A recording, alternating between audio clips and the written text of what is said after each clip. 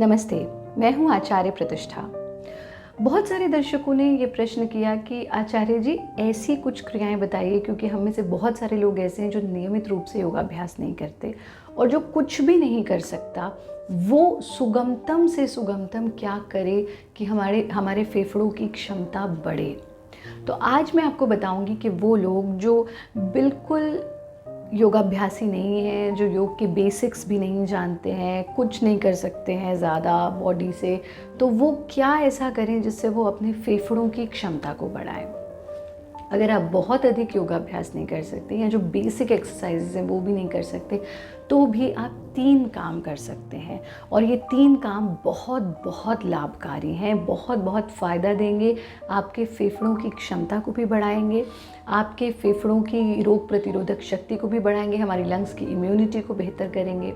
सबसे पहला काम जो प्रत्येक व्यक्ति कर सकता है वो है प्रणव उच्चारण, यानी कि हम कमर को सीधा करते हुए बैठेंगे। दिन में कम से कम 3 बार आपको ऐसा करना है और ज़्यादा से ज़्यादा आप 7 से 10 बार तक भी इसे दोहरा सकते हैं, पर 3 बार तो करना ही करना है। यानी सुबह, दोपहर, शाम तीनों बार आप 3 टाइम्स इसको रिपीट कर लीजिए।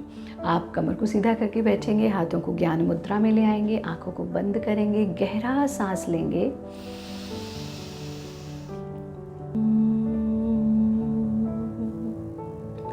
जितना एक्सेल कर सकते हैं उतना एक्सेल करेंगे और फिर से गहरा श्वास लेना।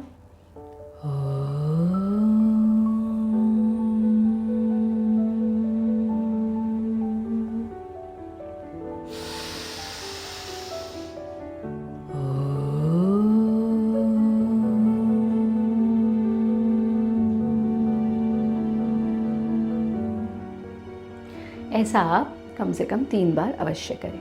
दूसरा काम जो प्रत्येक व्यक्ति कर सकता है वो है दिन में कम से कम 5 से 7 बार अट्टाहास का अभ्यास करना, यानी दिल खोल करके हंसना।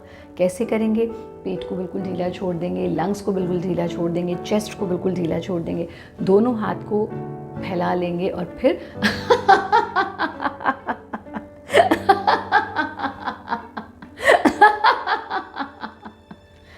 ऐसा करने से एटलीस्ट 30 सेकेंड्स तक आपको ऐसा करना है और 60 सेकेंड्स यानी 30 to 60 सेकेंड्स, आधा मिनट से 1 मिनट तक लगातार फ्री लाफ्टर हमें करना है। इसकी अवधि को आप बढ़ा भी सकते हैं। ऐसा करने से आपकी लंग्स की कैपेसिटी बढ़ेगी, लंग्स की एक्टिविटी बढ़ेगी और आप देखेंगे कि आप बेहतर ऑक्सीजन भीतर लेने की क्षमता आपके शरीर की होगी। तीसरा काम बहुत ही सुगम है। उसमें आप जैसा कि हम शंख लेते हैं, शंख को लेना है आपको और शंख को मुंह पर लगा करके, जैसे हम शंख बजाते हैं, ज़रूरी नहीं है आप शंख बजा पाएँ, क्योंकि अगर आपने कभी भी नहीं बजाया तो आवश्यक नहीं है कि आप पहली अटेम्प्ट में ही शंख बजा पाएँ। लेकिन शंख बजाने की जो प्रक्रिया है वो अपने आप में इतनी कारगर है कि वो आपके लंग्स को पूरा प्रेशर देती है। जैसे कि हम बलून फुलाते हैं तब भी वही एक्टिविटी होती है, बस अंतर ये है कि बलून एक केमिकल का बना है और वहाँ आपके लंग्स की कैपेसिटी तो बढ़ेगी, लेकिन कोई भी इन्फेक्शन भीतर जाने की संभावनाएं बनी रहती हैं क्योंकि it is made of chemical. लेकिन अगर आप शंख लेते हैं, शंख को धो लीजिए, अपना शंख रखिए घर पर और शंख को बजाने के लिए जो आप अपने मुंह का पाइप बनाएंगे और जो प्रेशर हम मारेंगे उससे हमारे शरीर के भीतर और ख़ास तौर पर फेफड़ों पर जो प्रभाव पड़ेगा वो बहुत बहुत लाभकारी है।